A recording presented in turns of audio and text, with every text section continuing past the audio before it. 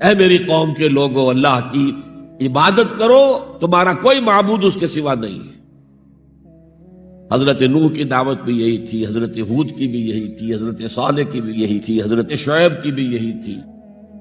بس فرق کیا ہے کہ پہلے رسول آتے تھے اپنی اپنی قوموں کی طرف صرف، لہذا آپ کو ان رسولوں کے ضمن میں ملے گا یا قوم اعبدوا اللہ ما لکم من الہ غیرہ، اے میری قوم کے لوگوں اللہ کی عبادت کرو، اللہ کی بندگی کرو، اللہ کی پرستش کرو، اسی کو اپنا محبوب اصلی بناؤ اور اس کے ہر حکم کی اطاعت کرو۔ یا قوم اعبدوا اللہ ما لکم من الہ غیرہ۔ نبی اکرم صلی اللہ علیہ وسلم پر آ کر کیونکہ آپ کی بعثت ہے پوری نوع انسانی کے لیے، تو اب یا قومے کا لفظ نہیں رہا، یا ایھا الناس، اے لوگو، اے بنی نوع انسان۔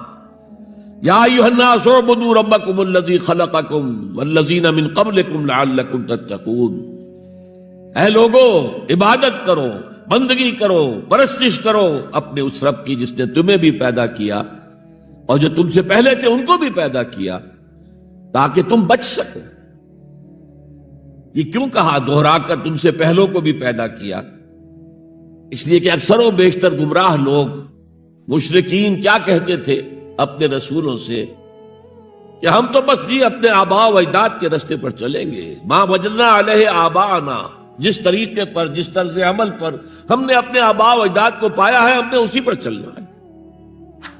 تو واضح کر دیا تم بھی مخلوق ہو وہ بھی مخلوق تھے، تم بھی انسان ہو وہ بھی انسان تھے، تم سے بھی غلطی ہو سکتی ہے ان سے بھی ہو سکتی تھی، لہذا یہ اصول نہیں ہے کہ جو بھی آباء و اجداد کی ریتیں ہیں، رسمیں ہیں، طریقے ہیں اور جو ان کے عقیدے ہیں انہی کو آپ لے کر چلے، بلکہ آپ تو تلاش کریں صحیح عقیدہ کیا ہے، صحیح زندگی گزارنے کا طریقہ کیا ہے، اس کو اختیار کریں۔ یا ایھا الناس اعبدوا ربکم الذی خلقکم والذین من قبلکم لعلکم تتقون، تاکہ تم بچ جاؤ جہنم کی آگ سے۔ یہ جو میں نے بتایا کہ اطاعت کلی، ہمہ تن، ہمہ وقت، ہمہ وجوہ، جزوی اطاعت نہیں، بس یہ ذرا نوٹ آف کاؤشن ہے۔ اگر ہم اللہ کا ایک حکم مانیں گے ایک نہیں مانیں گے، یہ جزوی اطاعت ہے، یہ اللہ کو قبول نہیں ہے۔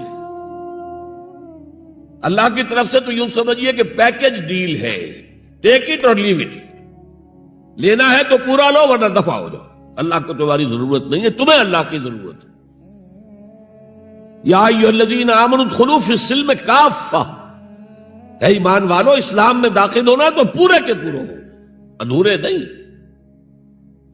اور سورہ بقرہ کی آیت نمبر 85 کے اندر تو جو وعید آئی ہے، افتؤمنون ببعض الکتاب وتکفرون ببعض، کیا تم ہماری کتاب ہماری شریعت کے کچھ حصے کو مانتے ہو اور کچھ کو رد کرتے ہو؟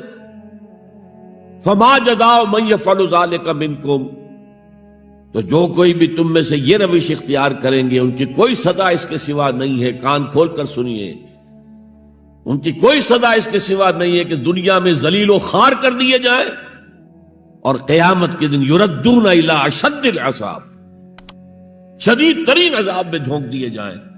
وما اللہ بغافل عما تعملون، اللہ غافل نہیں ہے، بے خبر نہیں ہے، لا علم نہیں ہے اس سے کہ جو تم کر رہے ہیں۔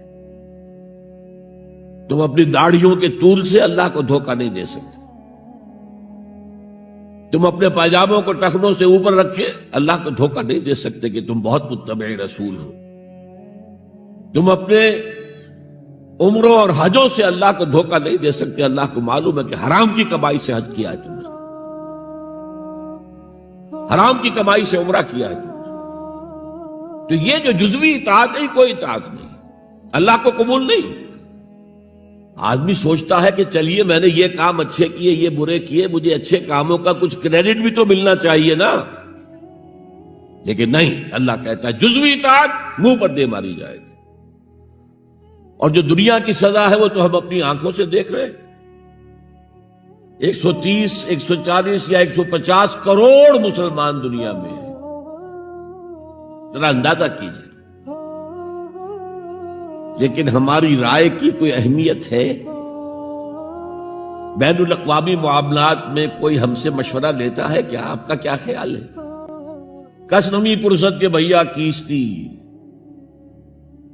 ایسے بھی ملک تھے کہنا چاہیے، اب تو ان کا حال پتلا ہے، دولت کے انبار تھے ان کے پاس، لیکن ان کا مذاق اڑتا تھا مغربی ممالک، وہ چاہے سعودی بادشاہ ہو اور چاہے وہ UAE کے امیر ہوں، مذاق ہی اڑتا تھا نا، کوئی حیثیت نہیں۔ حالانکہ کتنا بڑا رقبہ ہے انڈونیشیا کے آخری جزیروں سے لے کر موریتانیہ تک، سالڈ اسلامی آبادی، مسلمان آبادی۔ آپ کہیں گے کہ یہ بھارت جو ہے اس میں تو اکثریت تو نہیں ہے، لیکن 15 کروڑ یا 18 کروڑ تو آدمی یہاں موجود ہیں، لیکن کوئی عزت، کوئی حیثیت دنیاوی بین الاقوامی سطح پر۔ بہرحال یہاں بھی ہیں لوگ، کھاتے پیتے لوگ ہیں، ان کی اپنی کچھ عزت ہے اپنے معاشرے کے اندر، لیکن بحیثیت امت، بحیثیت قوم کیا حیثیت ہماری؟ تو الا خزی فی الحیات دنیا، وہ تو ہماری نگاہوں کے سامنے موجود ہے۔ اب قیامت کے دن کے بارے میں جو دھمکی اللہ نے دی ہے، وَيَوْمَ الْقِيَامَةِ يُرَدُّونَ إِلَىٰ أَشَدِّ الْعَذَابِ، قیامت کے دن شدید ترین عذاب میں جھونک دوں گا۔ اس پر اللہ سے معافی طلب کی جا سکتی ہے، دعا ہی کی جا سکتی ہے، اللہ ہم پر رحم فرمائیے۔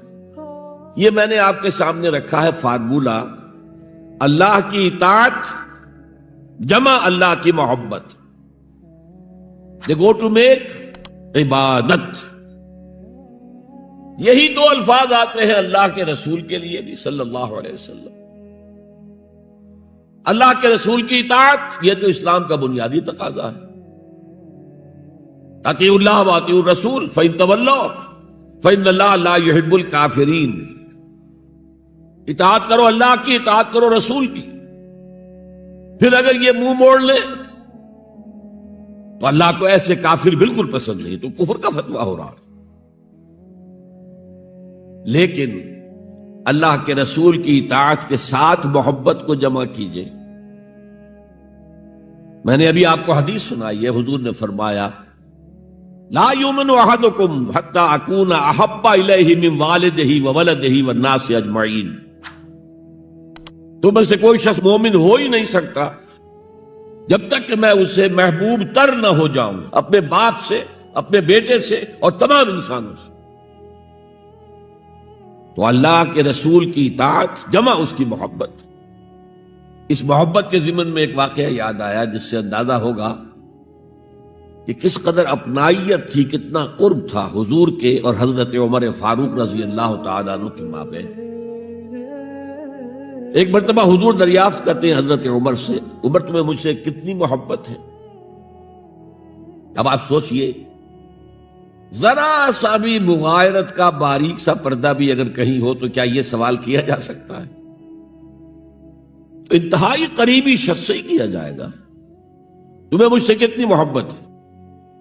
عرض کیا آپ مجھے دنیا کے ہر انسان سے بڑھ کر عزیز ہیں۔ فرمایا اور اپنی جان سے؟ اب ذرا سا توقف کیا حضرت عمر نے، الان ہاں اب میں یہ بھی کہتا ہوں کہ آپ مجھے میری جان سے زیادہ عزیز ہیں۔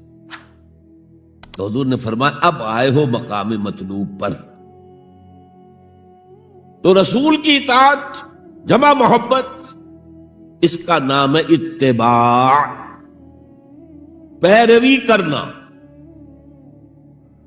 فرق کیا ہے؟ اطاعت کی جاتی ہے حکم کی، اور پیروی کی جاتی کسی کے نقش قدم کی، چاہے اس نے حکم دیا ہو چاہے نہ دیا ہو،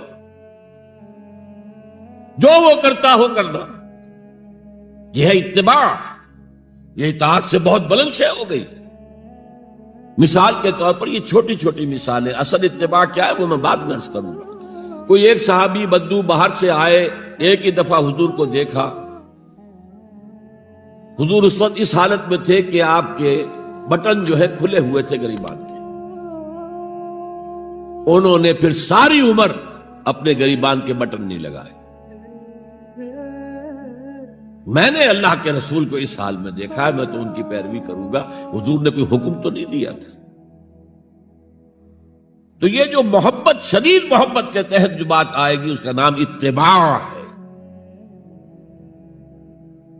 اور اس اتباع کا مقام کیا ہے وہ آیت میں سنا چکا ہوں آپ کو. قل ان کنتم تحبون اللہ فاتبعونی یحببکم اللہ. اے نبی ان سے کہہ دیجئے اگر تم اللہ سے محبت کرتے ہو تو میرا اتباع کرو، میرے نقش قدم پر چلو، میری پیروی کرو. اللہ تم سے محبت کرے گا، تم اللہ کے محب نہیں محبوب بن جاؤ گے. اور اگر کہیں کوئی لغزش ہو گئی، کوئی خطا ہو گئی، کہیں جذبات کی رو میں بہہ کر کوئی گناہ کر بیٹھے تو اللہ معاف فرما دے گا. اللہ بڑا غفور ہے، اللہ بڑا رحیم ہے. مطلب یہ کہ راستہ تم نے یہ طے کر لیا ہو کہ چلنا مجھے محمد کے پیچھے ہے صلی اللہ علیہ وسلم. اب چلتے چلتے کبھی پاؤں پھسل گیا، کہیں گر گئے، کوئی بات نہیں، اٹھو فوراً، توبہ کرو اور آگے بڑھو. تو خطا اگر ہو بھی جائے گی، کہیں لغزش ہو جائے، کہیں چلتے چلتے پاؤں پھسل جائے کیچڑ میں، یا کوئی کیلے کا چھلکا آ گیا پاؤں تلے، گر گئے، کوئی حرج نہیں، اٹھو دوبارہ. لیکن نقش قدم جو ہے محمد کا صلی اللہ علیہ وسلم اس پر چلنا. یہ اس اتباع کا ذکر آیا ہے سورہ اعراف کی ان آیات میں. آپ کو معلوم ہے کہ حضرت موسیٰ علیہ السلام کو جب تورات پر طلب کیا گیا تو کوہ طور پر تورات دینے کے لیے، تو پہلے 30 دن کے لیے بلایا تھا، پھر 10 دن کا اور اضافہ کر دیا گیا، 40 دن ہو گئے. فَتَمَّتْ مِيقَاتُ رَبِّكَ 40 لَيْلَةً. اس اثنا میں پیچھے فتنے میں مبتلا ہو گئے بنی اسرائیل. سامری اس نے ایک ڈھونگ رچایا اور ایک بچڑا جو ہے وہ سونے چاندی کا بنایا وہ بچڑا ڈھال کر کھڑا کر دیا. اس میں سے کوئی تھوڑی سی آواز بھی نکلتی تھی، کوئی ایسی ہے کہ ہوا گزرتی تھی تو آواز سے آتی تھی. کہا یہ ہے تمہارا الہ. یہ تو موسیٰ تو بھول گیا کہاں گیا ہے، کوہ طور کے اوپر کس خدا سے ملنے گیا ہے، خدا تو یہ ہے. اور بنی اسرائیل کے بہت سے لوگ اس فریب میں آ گئے اور بچڑے کی پوجا کرنے لگے. اب جب حضرت موسیٰ آئے، اور آپ کو معلوم ہے حضرت موسیٰ کا مزاج جلالی تھا، وہ پتھر کی تختیاں لے کر آئے تھے کہ جن پر کوہ طور پر اللہ تعالیٰ نے اپنے احکام 10 جو ہیں، 10 کمانڈمنٹس مشہور، وہ کندہ کر کے آپ کو دیے تھے، وہ ہاتھ میں لے کر آئے. یہاں معلوم ہوا یہ صورت پیش آ گئی ہے. فَأَلْقَى الْأَلْوَاحَ، تو وہ تختیاں تو آپ نے زمین میں ڈالی، اور پھر جو احتساب کیا ہے پہلے تو اپنے بھائی حضرت ہارون کا، ان کی داڑھی کے بال پکڑے، ان کے سر کے بال پکڑے اور کھینچا اپنی طرف. اس نے کہا کہ بھائی مجھے ذلیل نہ کرو لوگوں کے سامنے، میں نے انہیں روکا لیکن یہ تو مجھے قتل کرنے پر تل گئے تھے. اور مجھے اندیشہ یہ ہوا کہ کہیں آپ واپس آ کر یہ نہ کہیں ان فرقت بین بنی اسرائیل، کہ تم نے تو بنی اسرائیل کے درمیان تفرقہ پیدا کر دیا. تو میں نے کہا آپ ہی واپس آ کر نپٹے. اب پہلی بات نوٹ کیجئے، تاریخ انسانی کا یہ عظیم واقعہ ہے. کئی ہزار یہودی اپنے اپنے قبیلے کے لوگوں کے ہاتھوں ذبح کیے گئے. اس پر اللہ تعالیٰ نے حکم دیا اور حضرت موسیٰ نے وہ حکم دیا. اللہ کا حکم موسیٰ نے پہنچایا کہ 12 قبیلے ہیں نا، ہر قبیلے کے جن لوگوں نے یہ حرکت کی ہے ان کو اسی قبیلے کے لوگ اپنے ہاتھ سے ذبح کریں. اب یہ بہت بڑی توبہ تھی، بہت بڑی توبہ تھی، بہت بڑی توبہ تھی، اپنے قبیلے کے لوگوں کو قتل کر دینا. پھر وہ 70 نمائندے لے کر تمام جو بڑے لوگ تھے کوہ طور پر حاضر ہوئے، اجتماعی طور پر اللہ سے عفو درگزر کی درخواست بھی کرنے کی. وہاں اللہ نے زبردست زلزلہ بھیج دیا، محسوس ہوا اب سب ہلاک ہو جائیں گے. حضرت موسیٰ نے کہا پروردگار تو چاہتا تو مجھے اور اس قوم کو پہلے ہی ہلاک کر دیتا، تو ہمیں نکال کر لایا ہے آل فرعون کے پنجوں سے، تو نے ہمیں نجات دی ہے، تو پروردگار ہمارے لیے اپنی رحمت طے کر دے، لکھ دے. فاکتب لنا، ہمارے لیے طے کر دے، لکھ دے اپنی رحمت. اس پر فرمایا اللہ نے دیکھو موسیٰ، میری ایک رحمت تو عام ہے، وسعت کل شیء، رحمتی وسعت کل شیء، ہر شے کے ساتھ، اور ایک میری خاص رحمت ہے وہ میں لکھ دوں گا، طے کر کے رکھ دوں گا، للذین یتبعون الرسول النبی الامی، ان لوگوں کے لیے جو میرے رسول نبی امی پر ایمان لائیں گے، ان کا اتباع کریں گے۔ یہاں بھی لفظ اتباع آیا، اور اس میں پھر حضور صلی اللہ علیہ وسلم کی کچھ شان بیان ہوئی ہے، بات لمبی ہو جائے گی۔ اور پھر فرمایا، یہ گویا کہ اتباع کی تفسیر آ رہی ہے۔ اتباع کا مطلب کیا ہے؟ فالذین آمنوا بہ وعزروہ ونصروہ واتبعوا النور الذی انزل معہ اولئک ھم المفلحون۔ تو جو لوگ ان پر ایمان لائیں گے اور جو ان کی تعظیم کریں گے اور جو ان کی نصرت کریں گے، مدد کریں گے، اور جو اس نور کی پیروی کریں گے جو ان کے ساتھ نازل کیا جائے گا، تو وہی ہوں گے مفلحون، وہ ہوں گے کامیاب ہونے والے، فلاح یافتہ لوگ وہ ہوں گے جو یہ چار رشتے ہمارے اس رسول نبی امی کے ساتھ پختگی کے ساتھ قائم کر لیں۔ یہ چار رشتے کیا ہیں؟ اتباع رسول کا تقاضا اول تو ان چار الفاظ کے حوالے سے سمجھیے، پھر ذرا ایک دوسرے انداز میں بھی بیان کروں گا۔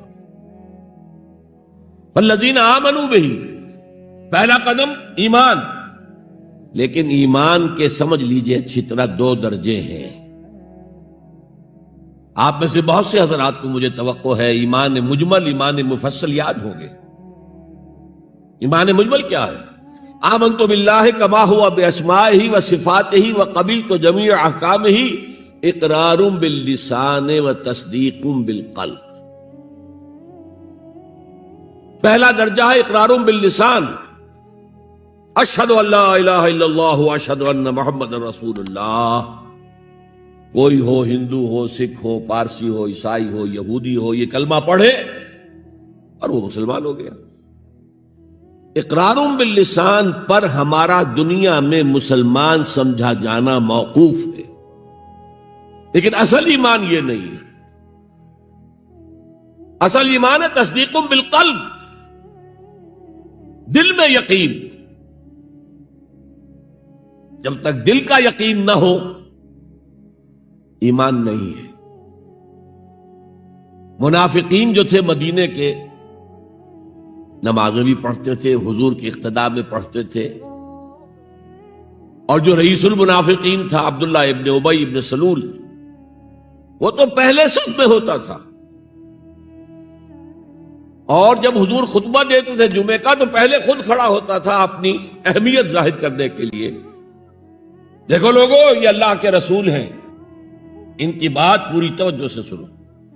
یہ صرف اپنی چودراہٹ کے اظہار کے لیے کہ میں بڑی شے ہوں، اس لیے کہ وہ خزرج کا بڑا سردار تھا۔ اوس اور خزرج کے دو عرب قبیلے تھے مدینے میں، جن میں سے کہ خزرج کا قبیلہ بڑا تھا، اوس کا چھوٹا تھا، اور خزرج کا سردار یہ عبداللہ ابن ابی تھا، اور اس کے بارے میں یہ طے ہو چکا تھا کہ اسے ہم اپنا بادشاہ بنا لیں گے۔ چنانچہ سونے کا تاج تیار ہو چکا تھا، ابھی تاج پوشی صرف باقی تھی کہ حضور تشریف لے آئے ہجرت فرما کر، بے تاج بادشاہ آ گیا صلی اللہ علیہ وسلم۔ لہذا اس کے سارے خواب جو ہے وہ منتشر ہو گئے، لہذا پہلے دن سے پکا منافق۔ ایمان لایا اگرچہ وہ بھی ذرا دیر سے لایا، غزوہ بدر کے بعد لایا۔ پہلے اس نے سوچا تھا ابھی تیل دیکھو، تیل کی دھار دیکھو۔ وہ تیل کی دھار جو نظر آئی غزوہ بدر میں کہ 313 نے 1000 کو شکست دی ہے، اور یہ نہتے تھے، تلواریں بھی سب کے پاس نہیں تھیں، کچھ لوگوں کے پاس تلواریں تھیں، اور وہ 1000 کیل کانٹے سے لیس ہو کر مکے سے آئے تھے۔ 70 بڑے بڑے سردار ان کے مارے گئے، عین میدان میں چھیت رہے، اور 70 جو ہے ان کے قیدی بن گئے۔ تب اس نے کہا کہ ٹھیک ہے، اب تو ایمان لے آنا چاہیے، کیونکہ یہ تو معلوم ہوتا بڑی طاقت ہے۔ بہرحال سب سے پہلے میں کہہ رہا تھا کہ ایمان، لیکن ایمان دل سے۔ قرآن مجید نے کیا کہا ان منافقین کے بارے میں؟ اذا جاءک المنافقون قالوا نشہد انک لرسول اللہ۔ سورہ منافقون ہے کہ نہیں 28ویں پارے میں؟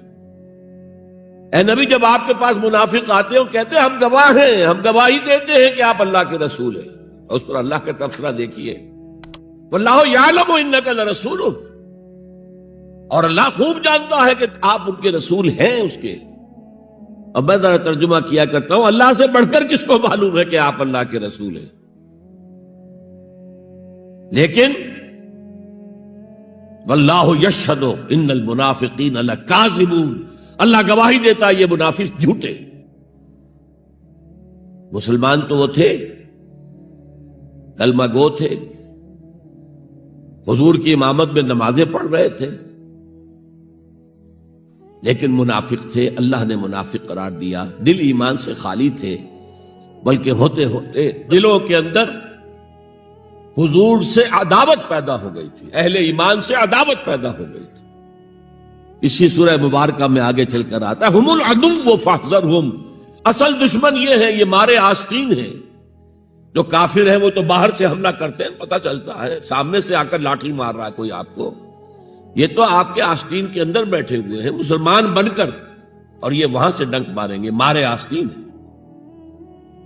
بہرحال اب ہم میں سے ہر ایک کو جائزہ لینا ہوگا، اپنے گریبان میں جھانکیں، اپنے دل کی گہرائیوں کو ٹٹولیں، یقین والا ایمان ہے ہمارے پاس یا نہیں؟ یہ یقین والے ایمان کا میں اگر آپ کو انگریزی میں ترجمہ کر کے بتاؤں تو شاید آپ زیادہ بہتر سمجھیں۔ Personal conviction, it's a racial creed. ہم ایک نسل ہیں، اپنے والدین سے ہم نے کچھ چیزیں سیکھی ہیں، والدین اس میں بلیو کرتے تھے، اللہ، رسول، قرآن، کتاب، جنت، دوزخ، قیامت، ہم بھی مانتے ہیں، بس اٹس اے ریشیل کریڈ۔ یہ تو ایک نسلی عقیدہ ہے۔ اصل شے جو ضروری ہے پرسنل کنوکشن، اپنا یقین، ذاتی یقین۔ تو سب سے پہلے تو اللہ کے رسول صلی اللہ علیہ وسلم کی رسالت پر یقین۔ اور میں نے آپ کو حدیث سنائی تھی ابھی، لا یؤمن احدکم حتی یکون ہواہ تبعا لما جئت بہ، تم میں سے کوئی شخص مومن نہیں ہو سکتا جب تک اس کی خواہش نفس تابع نہ ہو جائے اس ہدایت کے، اس قرآن کے، اس شریعت کے، ان احکام کے جو میں لے کر آیا ہوں۔ اگر خواہش نفس اوپر ہے اور اللہ کا حکم نیچے ہے تو مومن کہاں سے ہوئے تم؟ اللہ کے حکم سے نماز تو پڑھتے ہو، روزہ رکھتے ہو، سودی کاروبار کرتے ہو، اور اللہ کے حکم کو پاؤں تلے رگڑتے ہو۔ یہ کیا اسلام ہے؟ یہ تو وہی ہے افتؤمنون ببعض الکتاب وتکفرون ببعض فما جزاء من يفعل ذلك منكم الا خزي في الحياة الدنيا ويوم القيامة يردون الى اشد العذاب۔ تو سب سے پہلا جو جائزہ ہمیں لینا ہے کہ محمد کی رسالت پر صلی اللہ علیہ وسلم ہمیں یقین ہے۔ یقین، تصدیق تو ہم کرتے ہیں، زبان سے کہتے ہیں، لیکن یقین، جس یقین کا نتیجہ یہ نکلے کہ پھر نفس کے سارے تقاضے نیچے ہو جائیں اور حضور کی لائی ہوئی ہدایت، حضور کی لائی ہوئی شریعت بالاتر ہو جائے۔ نمبر 2 فرمایا وَعَزَّرُوهُ، ان کی تعظیم کرے۔ آپ کی جناب میں کوئی گستاخی ہو جائے، ایمان کے لالے پڑ جائیں گے اور آخرت برباد ہو جائے گی۔ اس تعظیم میں کیا کیا چیزیں شامل ہیں؟ دیکھیے سورہ حجرات میں ابتدائی حصے میں تفصیل سے کہا گیا یا ایھا الذین آمنوا لا ترفعوا اصواتکم فوق صوت النبی ولا تجهروا له بالقول كجهر بعضکم لبعض ان تحبط اعمالکم وانتم لا تشعرون۔ اے ایمان کے دعوے دارو، کبھی اپنی آواز کو رسول کی آواز سے بلندتر نہ کر دینا، مبادا تمہارے سارے اعمال حبط ہو جائیں اور تمہیں پتہ بھی نہ چلے۔ میں نے کوئی گناہ کبیرہ تو نہیں کیا ہے، میں نے کوئی کفر تو نہیں کیا ہے، بس یہی ہوا نا کہ حضور کی آواز کے مقابلے میں اپنی آواز کو اونچا کر دیا۔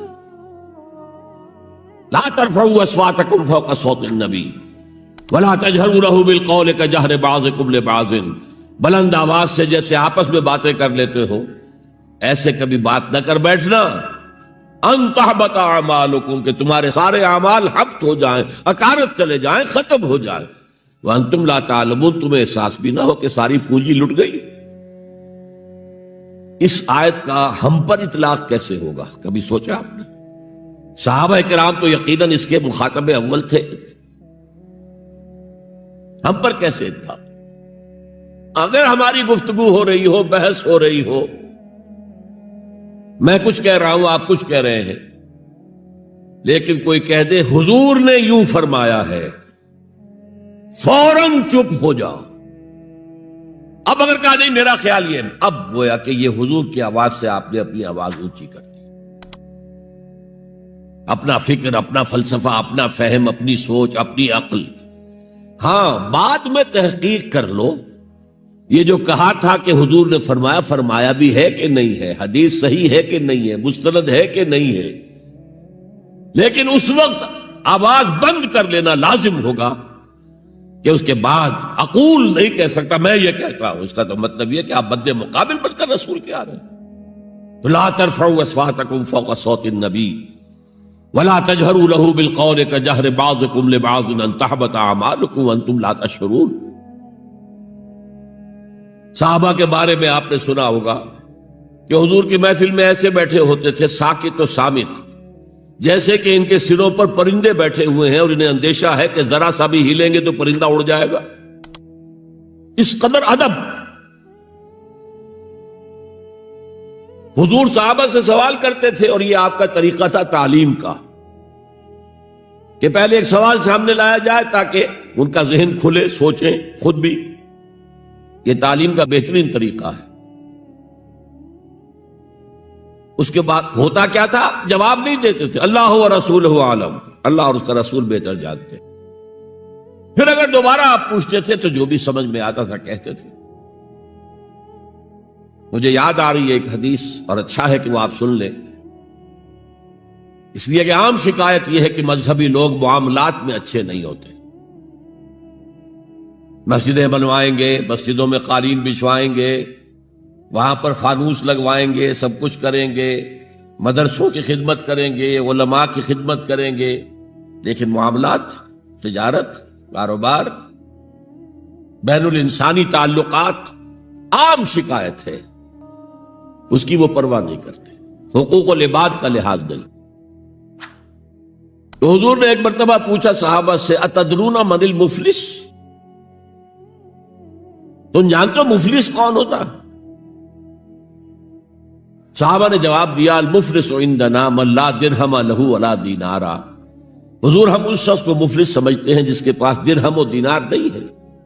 ہم کہیں گے روپیہ پیسہ نہیں ہے، فرمایا نہیں، میری امت کا مفلس وہ ہوگا جو بہت سی نمازیں لے کر آئے گا، بہت سے روزے لے کر آئے گا، بہت سے حج لے کر آئے گا، بہت سے عمرے لے کر آئے گا، لیکن اس کے ساتھ ہی قد شتم ھذا، فلاں شخص کو گالی دی تھی، واکل مال ھذا، فلاں شخص کا مال کھا لیا تھا، فلاں شخص پر تہمت لگائی تھی۔ اب وہ سارے دعوے دار آ جائیں گے، اللہ اس نے میرے ساتھ یہ کیا، ٹھیک ہے بھائی اس کی نمازیں تم لے جاؤ، اور تو کچھ ہے نہیں، کوئی کرنسی تو ہے نہیں وہاں، نہ ڈالر ہے نہ یورو ہے، کچھ بھی نہیں، اعمال کی کرنسی ہے، نیکی تم لے جاؤ۔ کوئی اور دعوے دار آیا، روزہ وہ لے گیا، اس کے پاس کچھ نہیں رہا، دعوے دار اب بھی باقی ہیں، اب ان کے گناہ جو ہے اس کے حساب میں پڑنے شروع ہو جائیں گے، یہاں تک کہ دوسروں کے گناہوں کے بوجھ تلے دب کر وہ جہنم میں جھونک دیا جائے۔ یہ مفلس۔ تو یہ انداز تھا حضور کا سمجھانے کا، پڑھانے کا، فطری طریقے تعلیم۔ تو فالذین آمنوا بہ وعزروہ، تو وہ لوگ جو ایمان لائے ان پر اور جنہوں نے ان کی تعظیم کا حق ادا کیا، وَنَصَرُوهُ، یہ آئی ہے اب سخت بات، اور ان کی مدد کی۔ مدد کس کام میں؟ حضور اتنے غیور تھے کہ ذاتی کام میں کوئی مدد آپ کسی سے نہیں مانگتے تھے، سیرت کی کتابوں میں آتا ہے کہ اگر آپ سواری پر ہوتے تھے اور آپ کا کوڑا نیچے گر جاتا تھا تو کسی سے یہ نہیں کہتے تھے کہ اٹھا کر ذرا مجھے پکڑا دو، آپ سواری سے اترتے تھے، اپنا کوڑا خود اٹھاتے تھے۔ اور اس ضمن میں بھی سیرت النبی کا ایک واقعہ مجھے یاد آ رہا ہے، وہ میں آپ کو سنا دوں۔ جب ہجرت مدینہ کی اجازت آ گئی تھی عام لوگوں کے لیے، عام مسلمانوں کے لیے، چلے جاؤ جاؤ سب جاؤ مدینے کی طرف، لیکن رسول اپنی جگہ نہیں چھوڑ سکتا وداؤٹ ایکسپریس پرمیشن آف اللہ، تو حضور کے لیے ابھی اجازت نہیں آئی۔ جو یار غار تھے حضرت ابوبکر صدیق، وہ پوچھتے تھے حضور اجازت آ گئی؟ نہیں ابھی نہیں آئی۔ حضور اجازت آ گئی؟ نہیں ابھی نہیں آئی۔ حضرت عائشہ فرماتی ہیں کہ ایک روز دوپہر کے وقت حضور چلے آ رہے تھے، ہم حیران ہوئے۔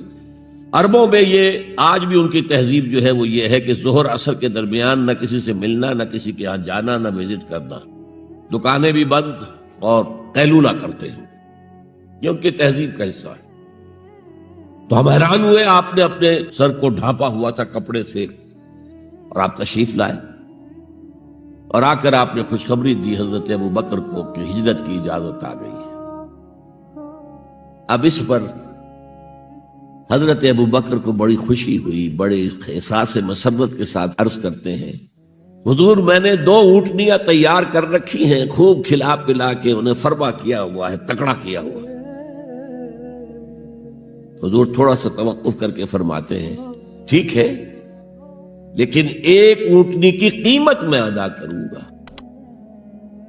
حضرت ابوبکر رو پڑے، حضور مجھ سے بھی یہ مغایرت کہ میری اونٹنی کی بھی آپ قیمت دینا چاہتے ہیں؟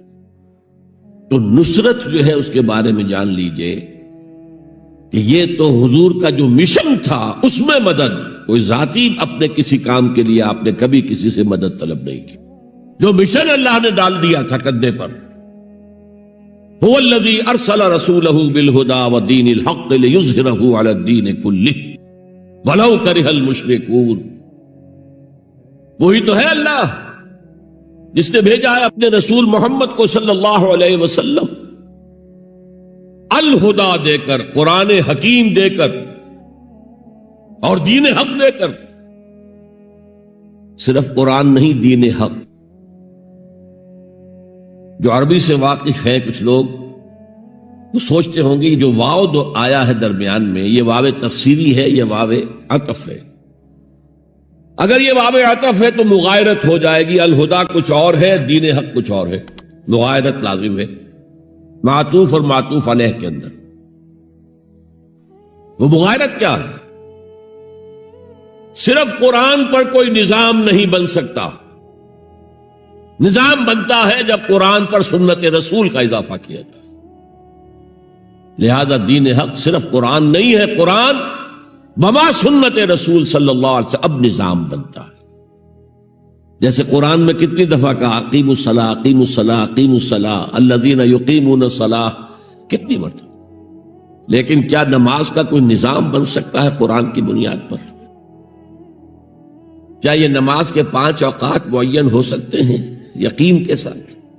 اشارات تو ہیں، لیکن یہ کہ کیا یقین کے ساتھ 5 کا یہ معاملہ؟ یہ تو معلوم ہے کہ قیام بھی ہے، رکوع بھی ہے، سجود بھی ہے، ترتیب کیا ہے؟ یہ کسی قرآن مجید کی آیت سے ثابت ہوگا؟ پھر ہر رکعت میں رکوع 1 ہے، سجدے 2 ہیں، کیوں؟ یا تو سجدہ بھی ہو یا رکوع بھی 2 ہو، لاکھ اختلاف ہو جاتے۔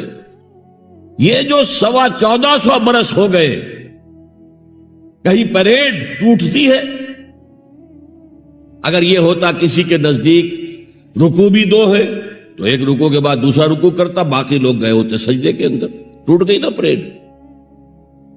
اور کسی کی رائے یہ ہوتی کہ سجدہ بھی ایک ہی ہے تو وہ ایک سجدہ کر کے کھڑا ہو جاتا، دوسرے ابھی دوسرا سجدہ کر رہے ہیں، تو وہ کہہ سکتا تھا کہ یہ ناداں گر گئے سجدے میں جب وقت قیام آیا، اب تو وقت قیام آ چکا تھا۔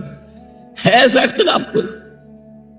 سن 62 میں پہلی مرتبہ جب حج پر گیا ہوں تو سب سے بڑا تاثر میرا یہی تھا کہ 1400 برس ہو گئے ہیں اور امت کتنے وسیع علاقے میں پھیلی ہے، ہر نسل کے لوگ اس میں آئے ہیں، ہر رنگ کے لوگ آئے ہیں، ہر جغرافیائی پس منظر کے لوگ آئے ہیں، ہر تاریخی پس منظر کے لوگ آئے ہیں، لیکن یہ نماز میں تو کوئی فرق نہیں، نماز ٹوٹتی نہیں کہیں۔ لیکن اس کے علاوہ معین شخص ہوگا دجال۔ یہ معین شخص جو دجال ہوگا، اس کے بارے میں بھی ایک تو بالکل متفق علیہ چیزیں ہیں۔ نمبر ایک کہ وہ شخص ہے، قطعی ہے، یقینی ہے، اس کا حلیہ بھی حضور صلی اللہ علیہ وسلم نے احادیث کے اندر بیان کیا ہے۔ دوسری بات یہ کہ اس کے ہاتھ میں قوانین قدرت، گویا کہ تسخیر کائنات، گویا کہ نقطہ عروج کو پہنچ چکی ہے۔ تمام اختیارات الہی تقریباً اس کے ہاتھ میں آ چکے ہوں۔ جو بڑے سے بڑے معجزے اللہ تعالیٰ نے نبیوں کو دیے ہیں، وہ معجزے کر کے دکھائے گا۔ وہ مردہ کو زندہ کرے گا، مردہ لوگوں کی افواہوں کو لے کر آئے گا، ان کی روحوں کو، اگرچہ جھوٹی روحیں ہوں گی، وہ شیاطین جن ہوں گے جو ان کا بھیس بدل کر آئیں گے، لیکن یہ کہ وہ لوگوں سے کلام کریں گی۔ یہ اسپرچولیزم جو اپنی انتہا کو پہنچا ہوا ہے یورپ میں اور مغرب میں، یہ در حقیقت اسی کا ایک مظہر ہے۔ وہ کھلے بیابان کو کہے گا جہاں بالکل ڈٹیل جو ہے وہ صحرا تھا، وہ لوگ گلزار کر دے گا جب چاہے گا، جب چاہے گا، جہاں چاہے گا بارش برسائے گا۔ فاصلہ اس کے لیے بے معنی ہوگا، اس کی سواری وہ ہوگی کہ جس کے دونوں کانوں کے درمیان فاصلہ 80 ہاتھ کا ہوگا۔ یہ سارے جو آج آپ کی اس ٹیکنالوجی کی جو انتہا جا رہی ہے اور جدھر جا رہی ہے، اس کو اچھی طرح سمجھ لیجیے۔ آج سے 100 سال پہلے شاید انسان ان چیزوں کا تصور نہ کر سکتا۔ وہ کوئی سواری ایسی بھی ہو سکتی ہے جس کے دو کانوں کے درمیان کا فاصلہ جو ہے وہ 80 ہاتھ کا ہو۔ آپ کے یہ سارے جیٹس جو ہیں وہ کیا ہیں؟ ان کے ریڈارز جو لگے ہوئے ہیں، دونوں کان ہیں ان کے۔ اس کا ایک قدم اگر مدینے میں ہوگا تو دوسرا بیت المقدس میں ہوگا۔ اس کی آواز پوری دنیا میں سنی جائے گی۔ سنی جا رہی ہے کہ نہیں؟ یہ ساری قدرت، ساری قوتیں، تسخیر کائنات کلیتاً ایک آدمی کو چیر کر دو ٹکڑے کرے گا، دونوں ٹکڑوں کو علیحدہ کرے گا، ان کے درمیان چلے گا اور پھر ان دونوں کو جوڑے گا اور کھڑا کر دے گا۔ احادیث میں ساری موجود ہے۔ سرجری جدھر جا رہی ہے، کوئی عجب نہیں کہ وہاں تک آدمی پہنچ جائے۔ فریز کر کے تو یہ معاملہ اب ہو ہی سکتا ہے، لیکن یہ کہ ابھی اگلا اور قدم کیا ہوگا کچھ نہیں کہہ سکتے۔ یہ چیزیں تو ہے متفق علیہ۔ البتہ کچھ معاملات کے اندر احادیث میں کچھ اختلاف پایا جاتا ہے، اور یہ مشکلات الحدیث میں سے۔ اور میں بھی چونکہ اس مسئلے میں اب تک بھی کسی درجے میں، ابھی قطعیت کے ساتھ میں کوئی بات نہیں کہہ پا رہا ہوں، لیکن اب چونکہ گمان غالب کے درجے میں ایک رائے تک پہنچ چکا ہوں، اس لیے میں نے آج اس بات کو آپ تک پہنچانے کے لیے یہ عنوان اختیار کیا۔ اس لیے کہ حدیث میں جو آتی ہے تفاصیل، اس سے معلوم ہوتا ہے کہ یہ دجال دو دجل کرے گا۔ یا تو وہ دو دجل کرنے والے دو دجال علیحدہ ہیں، یا یہ دونوں دجل کرنے والا شخص ایک ہی ہے۔ بس یہ مسئلہ ہے کہ جو آج تک مجھ سے حل نہیں ہوا تھا، اب تک کہنا چاہیے آج تک نہیں۔ اور یہ اس میں علماء سے بھی گفتگو ہوئی ہے، اور جن لوگوں نے اس مفہوم موضوعات پر اپنا وقت لگایا ہے ان سے بھی گفتگویں ہوئی ہیں، تو وہ بھی اس مسئلے کو حل کرنے سے تاحال قاصر رہے۔ لیکن یہ کہ اب میری رائے یہ ہے کہ یہ دو شخص ہیں علیحدہ علیحدہ، واللہ عالم۔ لیکن ایک رائے تک میں پہنچ چکا ہوں، اس لیے وہ رائے آپ کے سامنے رکھ رہا ہوں، اور آپ کے ذریعے سے وہ آگے بھی پھیلے گی تو اہل علم کے ساتھ جو ہے اس معاملے کے اندر تبادلہ خیالات کی بھی نوبت آئے گی انشاءاللہ۔ لیکن یہ کہ اس میں یہ بات قطعی اور یقینی ہے کہ اس طرح کا ایک شخص پیدا ہوگا۔ البتہ یہ کہ آیا وہ دو ہوں گے دو مختلف اوقات میں، یا ایک ہی ہوگا ایک ہی وقت میں، صرف اس میں اختلاف ہے۔ میرے نزدیک وہ دو ہوں گے۔ ایک وہ شخص جو جھوٹا مسیح ہونے کا دعویٰ کرے گا، المسیح الدجال۔ جیسے حضور نے فرمایا میری امت میں 30 دجال اٹھیں گے جو نبی کا دعویٰ کریں گے، جن میں سے 5-6 تو حضور کے اپنے زمانے میں اور آپ سے متصل اٹھ کھڑے ہوئے تھے، بعد میں محمد علی باب ہو، بہاءاللہ ہو، قادیانی، اور نہ معلوم کہاں کہاں کون کون اٹھے ہوں گے، واللہ عالم۔ کسی طریقے سے ایک شخص مسیح ہونے کا دعویٰ کر کے کھڑا ہوگا، یہودی ہوگا۔ یہ ہے اصل میں وہ شے۔ اور اس میں جو ان دونوں شخصیتوں کے مابین اگر کوئی ذرا سا اگر ابہام رہا ہے، تو میں ایک حدیث بھی نوٹ کر کے لایا تھا، حضرت عبادہ ابن صامت رضی اللہ تعالی عنہ سے ہے، عن رسول اللہ ہے، انی حدثتکم عن الدجال حتی خشیت اللہ تاقلو، میں نے تمہیں دجال کے بارے میں بہت سی باتیں بتائی ہیں تو مجھے یہ گمان ہوا کہ شاید تم اسے سمجھ نہ پاؤ۔ یہ اندیشہ خود حضور صلی اللہ علیہ وسلم کو ہوا ہے اور یہ سنن ابی داؤد کی روایت ہے۔ بہرحال میں جو کچھ عرض کر رہا ہوں کہ میں اس رائے تک پہنچاؤں کہ یہ دو علیحدہ شخصیتیں ہیں۔ ایک تو یہ ہے کہ ایک مسیح الدجال کھڑا ہوگا یہ ایک دعویٰ کر کے کہ میں مسیح ہوں، چونکہ اس کا زمانہ بالکل قریب آ چکا، اس لیے میں آپ کو اس کے بارے میں خبردار کر رہا ہوں۔ دوسرا جو مسیح جس کی شخصیت مسیح دجال کی آتی ہے، دجال اکبر، میں صرف اشارہ کروں گا، پھر کبھی انشاءاللہ اس موضوع پر تفصیل سے گفتگو ہوگی، وہ میرے نزدیک بالکل قریب قیامت کی ایک علامت ہے۔ جو خدائی کا دعویٰ کرے وہ جھوٹا خدا ہوگا، یہ جھوٹا مسیح ہوگا، المسیح الدجال۔ الدجال الاکبر وہ ہوگا کہ جو قیامت کے بالکل قریب کی تین نشانیاں ہیں، جبکہ وہ آ جائیں گی تو حدیث میں آتا ہے کہ اس کے بعد کسی شخص کے ایمان لانے کا، توبہ کرنے کا فائدہ نہیں ہوگا۔ ویسے تو علامات قیامت جو ہے ان میں سب سے پہلی میں نے بتایا تھا حضور کی بعثت خود علامات میں سے، اس کے بعد 10 علامتیں حضور نے گنوائی ہیں اور وہ تدریجاً پوری ہوتی چلی جائیں گی۔ آخری علامات کے لیے حدیث سن لیجیے، عن ابی ہریرہ رضی اللہ تعالی عنہ قال قال رسول اللہ صلی اللہ علیہ وسلم ثلاث اذا خرجنا لا ينفع نفسا ایمانا لم تكن آمنت من قبل او کسبت فی ایمانها خیرا، طلوع الشمس من المغرب وخروج الدجال ودابۃ الارض۔ تین نشانیاں وہ ہیں کہ جب وہ ظاہر ہو جائیں گی تو پھر کسی کا ایمان لانا مفید نہیں ہوگا جو پہلے ایمان نہیں لایا تھا یا جس نے اس سے قبل اپنے ایمان میں کچھ اعمال صالحہ کی کمائی نہیں کی تھی، یعنی گویا کہ توبہ کا دروازہ بند ہو جائے گا۔ جیسے جب موت کے آثار شروع ہو جاتے ہیں تو توبہ کا دروازہ انسان کے لیے بند، اب جب موت کے آثار شروع ہو گئے اب توبہ کرنا فائدہ نہیں، اس سے پہلے توبہ کا دروازہ کھلا ہوا۔ معلم یغرغر، جبکہ وہ موت کے آثار شروع ہو جاتے ہیں، گھنگرو بولنا شروع ہو جاتا ہے، معلوم ہوتا ہے کہ اب جا رہا ہے، اب توبہ بیکار۔ اسی طریقے سے پوری نوع انسانی کے لیے توبہ کا دروازہ بند ہوگا ایک وقت میں آ کر کہ اب کسی کے لیے توبہ نہیں، ایمان نہیں، اور اس کے لیے تین علامتیں بیان ہوئی ہیں، یہ بھی مسلم شریف کی روایت ہے۔